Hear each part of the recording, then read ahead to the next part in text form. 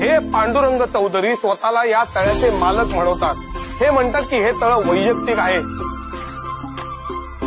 पिढ्यानपिढ्या यांच्या कुटुंबाने त्याची देखभाल केली आहे।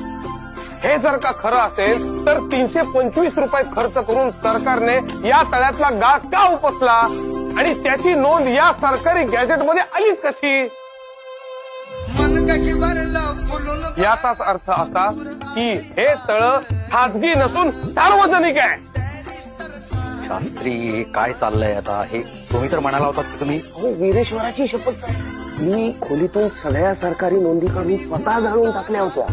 महाडच्या चौदार तळ्यात यापुढे अस्पृश्यांना कायदेशीर रीतीने पाणी पिण्यास व तळ्यातील पाणी वापरण्यास हक्क प्राप्त झालेला आहे असा निकाल कोर्ट जाहीर करत आहे।